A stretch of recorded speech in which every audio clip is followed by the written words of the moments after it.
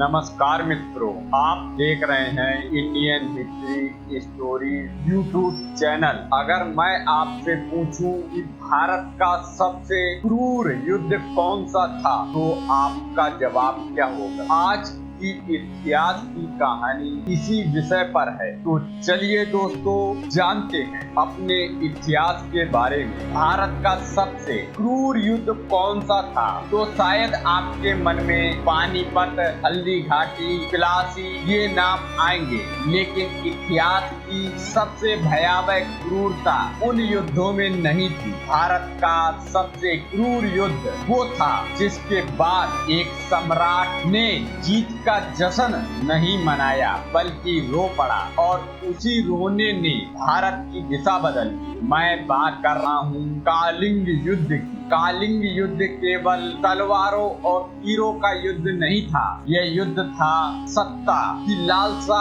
और मानवता का। यह युद्ध था जीत की कीमत का, और यह युद्ध था इतिहास का सबसे बड़ा मोड़, क्योंकि कलिंग युद्ध के बाद अशोक नाम का व्यक्ति वही नहीं रहा। सबसे पहले समझिए कलिंग कहाँ था। आज का उड़ीसा और उसके आसपास के क्षेत्र, ये केवल क्षेत्र समृद्ध नहीं थे, बल्कि स्वतंत्रता प्रिय थे। कलिंग के लोग किसी के सामने आसानी से नहीं झुकते थे। समुद्री व्यापार, आर्थिक ताकत और सबसे बड़ी बात आत्मसम्मान की। कलिंग की यही स्वतंत्रता मौर्य साम्राज्य के लिए एक चुनौती थी। आज हम अशोक को धर्मशोक के नाम से जानते हैं, लेकिन कलिंग युद्ध से पहले उसका कुछ दूसरा ही रूप था। चंडाशोक एक ऐसा शासक जिसके लिए सत्ता सर्वोपरि थी। इतिहास कहता है अशोक में क्रूरता भी थी, रणनीति भी थी, और साम्राज्य विस्तार की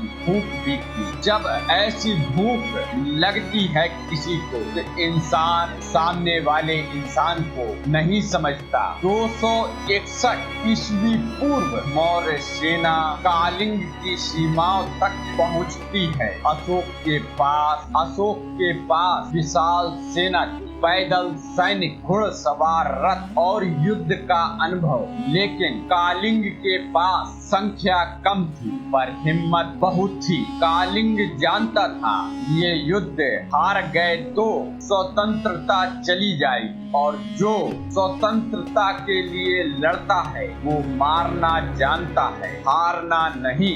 अब ध्यान से सुनिए, यही वो हिस्सा है जो कलिंग युद्ध को भारत का सबसे क्रूर युद्ध बनाता है। इतिहास के अनुसार 1 लाख लोग मारे गए और 1.5 लाख लोग बंदी बना लिए गए। सोचिए, 1 लाख ये कोई कहानी नहीं है, ये संख्या इंसानी चीखों का आंकड़ा है। युद्ध भूमि में लाशें थी, घायल लोग थे, और घायल केवल सैनिक नहीं थे। कलिंग के घर उजड़े, गांव जलाए गए, स्त्रियां विधवा हुई, बच्चे अनाथ किए, नदियों का पानी लाल हो गया। और इतिहास कहता है अशोक की सेना विजय की तरफ बढ़ती रही, लेकिन उस विजय की जमीन मानवता के खून से गीली थी। और फिर कलिंग हार गया, साम्राज्य जीत गया। लेकिन इसी जीत के बाद अशोक युद्ध भूमि से निकलता है, और जो दृश्य वो देखता है वह किसी भी इंसान को तोड़ कर रख सकता है।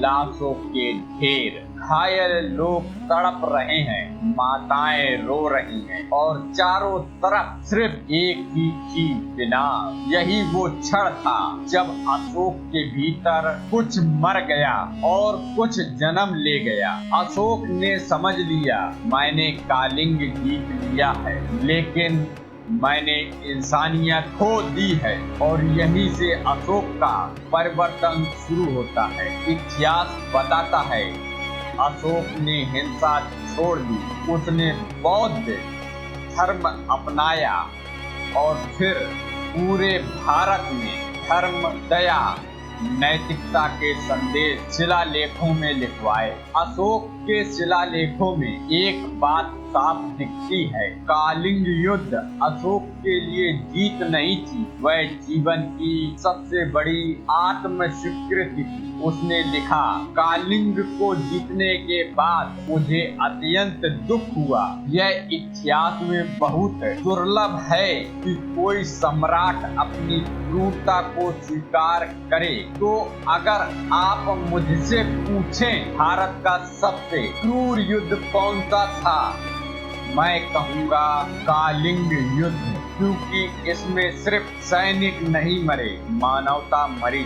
और इसी युद्ध की क्रूरता इतनी भयावह थी, उसने एक सम्राट को भीतर से तोड़ दिया। और अब मैं आपसे पूछता हूँ, क्या युद्ध कभी महान हो सकता है, या हर युद्ध अपने पीछे केवल विध्वंस छोड़ता है? कमेंट में बताइए, क्या अशोक का परिवर्तन वास्तविक था या राजनैतिक? और अगर आपको ऐसी इतिहास की सच्ची और गहरी कहानियां पसंद हैं तो चैनल को सब्सक्राइब कीजिए, क्योंकि इतिहास सिर्फ याद नहीं किया जाता, इतिहास से कुछ सीखा जाता है। मित्रों, धन्यवाद वीडियो में रहने के लिए। अगली इतिहास की कहानी किस पर सुनना पसंद करेंगे, वीडियो में कमेंट जरूर करना।